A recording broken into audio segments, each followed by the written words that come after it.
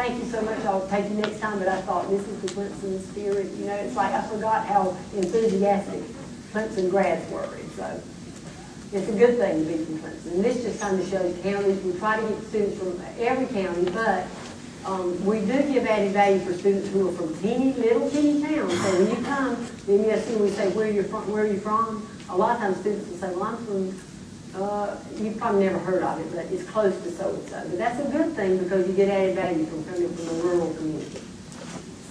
And so that's the admissions process. That's sort of quick and dirty, but that's how you get in medical school. Now, Brooks and Tyler are here, and so they made it through the first 2 years. They're now juniors, and they're doing their family medicine rotation right here. Is it near Clemson or it is Clemson? Seneca, okay. And so this is how amazing things work. I was away last week. I knew I had to come with Dr. Hazelmartin. And I'm thinking, oh my gosh, I wish I had emailed a couple of students to see if they could come tonight. But I didn't have time.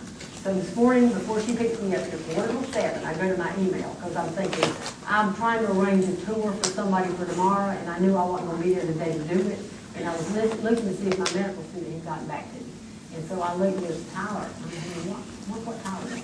So I clicked on it, and I was like, I meant to tell you, because he came to Clemson with us last year when we came. Our last plane flight. We used to have a plane, and we could fly here, but that was the end of the plane. Not that we came to Clemson, but the budget got cut, and it was just terrible. But Tyler was with us last year, so he just emailed to say, if you ever go to Clemson, I'd love to come, and I'm doing a family medicine, and Brooks is here, and I'm like, actually, we're there today. Can you come tonight? So it's like, number one, if I hadn't looked at the email, I'd never known. But number two, that's so amazing. I said, he must have been on the same wavelength. Me thinking, why didn't I find a student? And there it is, and here they are. So I said, this is meant to be. So Tyler and Brooks are here, and they're just going to talk a little bit about being in medical school, and there's a reason they're here. So somebody better listen with their ears, because you're going to hear something that you should have, or supposed to hear. So y'all come up and just give them a little thing. And y'all can ask questions if you want.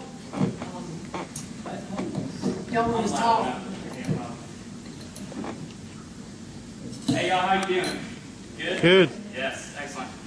So I'm Tyler Pierce. I'm a third-year College of Medicine student. Went to Clemson, graduated in December of '06. My degree was in psychology. Like Wanda was saying, you can literally graduate with whatever you want, whatever makes you, whatever you like. Actually, it's really encouraged. It doesn't really matter. I guess we'll talk a little bit about what I did in Clemson and what I think gave me an advantage to get into med school. Obviously your grades are one of the most important things. So study what you like and you'll do good in that. MCATs, it's really important. A lot of my friends, including myself, I didn't get a good score on my first try. So, if you don't get a good score on your first MCAT, just try and try again. Don't let that discourage you. Also, clinical work's really important. I worked in a couple of clinics, one in Seneca and then one, it wasn't on 123, but 78 or something like that.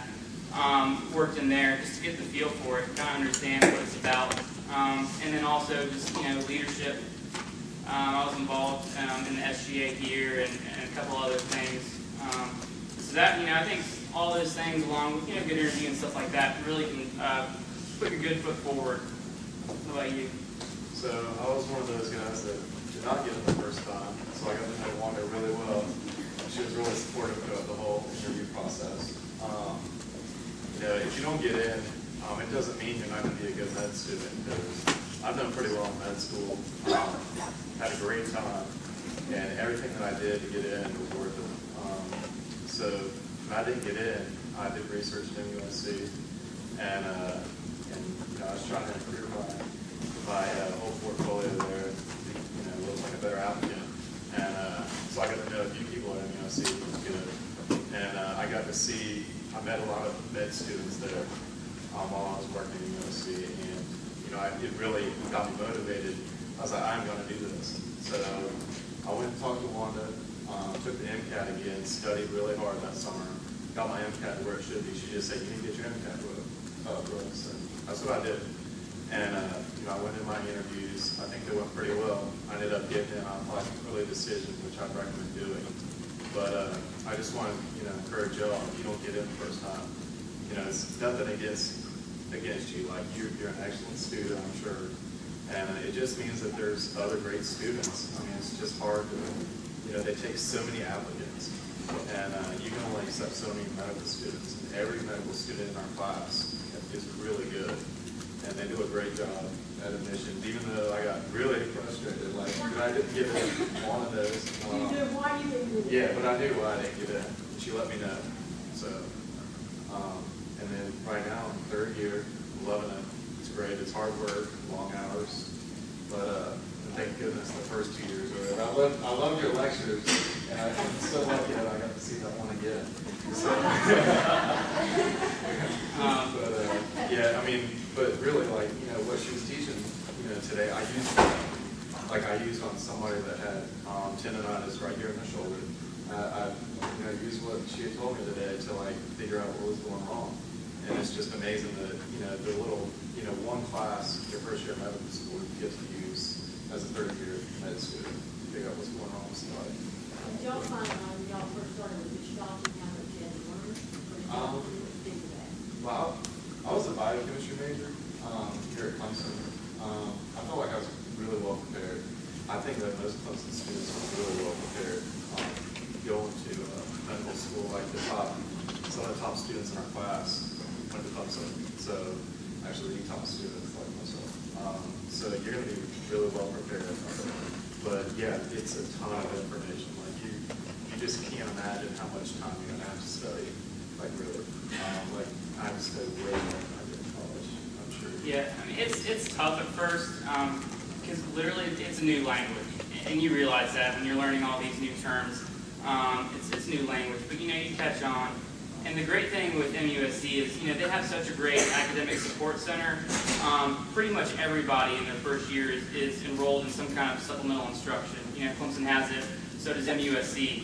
And, students like me and Brooks will tutor the younger students on, whatever it is. But, do not be afraid to go and seek out that tutoring, that extra help, because everybody does it. And, the dean's office is so great with supporting the students and really helping them stay in the class. Because once you're in MUSC, it's really hard to get out. I mean, unless you just don't even care anymore. The dean's office is going to do everything they can to help you stay in there. But it's tough. I mean, I'm not gonna lie, it's a lot of long hours in the library, but I mean, it'll pay off in the end. Studying for boards, second year, like it's gonna be miserable. I just won't let y'all know, but it felt like Groundhog Day. I pulled up to my Carol in the library with my eyes closed. I get to go every single day and study for 10 hours, and that's the way it is. But then the reward is worth it. Like I'm enjoying what I'm doing. It's great. And I think one of the questions we had last year is, why MUSC versus USC, or even going out of state. And first and foremost, MUSC, and this isn't biased. I mean, MUSC definitely is the best medical university, in South Carolina, and it does attract the top-notch students in the state. But also, there's other great things. The city of Charleston itself is absolutely amazing and wonderful. And I wouldn't want to go anywhere else if I had a choice. I mean, Charleston, good food, great people, and it's a great university. So that's a lot of advantages for MUSC. There's a lot of extracurricular activities that the school puts on, such as like the welcome back party. We basically rent out the whole bus shed for Charleston, and they bring out food. There's a band out there, like all of the colleges that MUSC come. So you get to mix with students that you don't ever see in the library or class all day, and then they have some beverages for responsible adults. So, yeah, so we have a good time.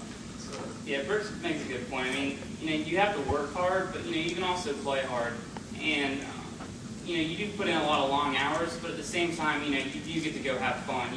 I went to a couple of Clemson games in our first year, and you make sure that you have fun so that you don't burn yourself out.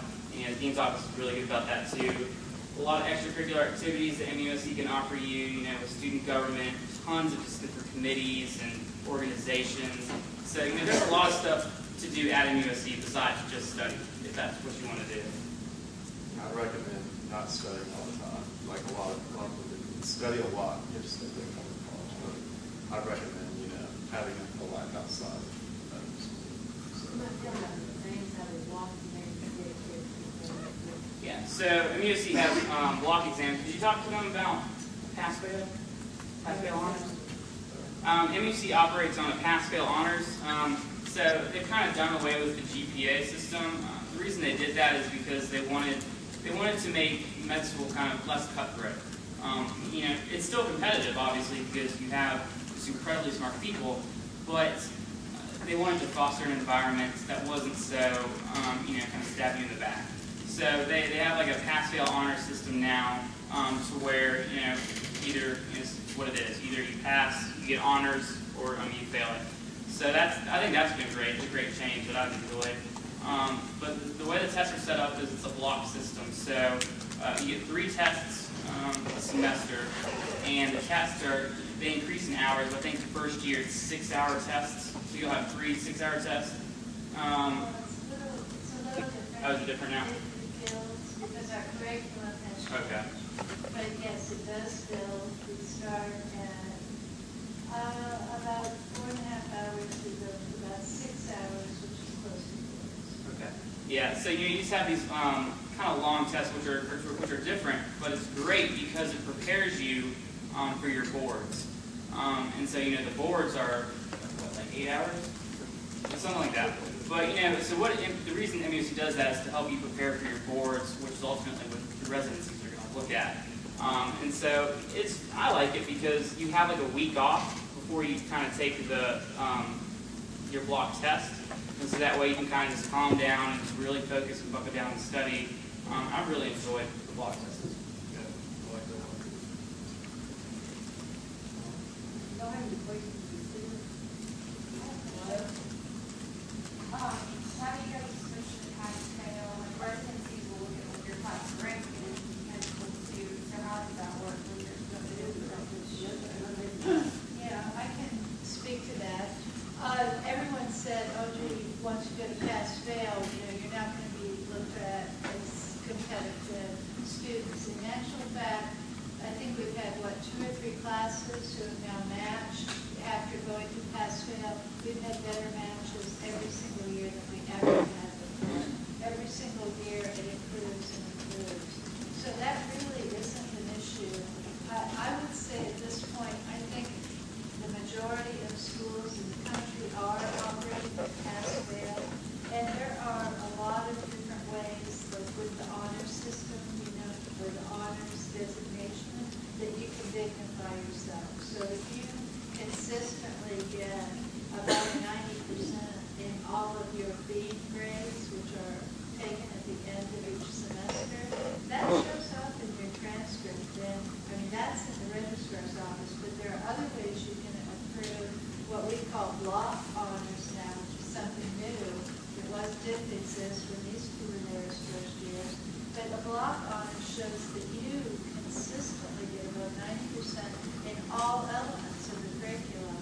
So if you are a pass sort of student, you never climb up into that honors category. If you get cardiovascular and you get honors in that whole block, that designation, that word of that will accompany you through your dean's letter. And the dean's letter is a written record of how you behaved, what you did, what your grades were, how you scored in clinics, where you fared as compared to other students.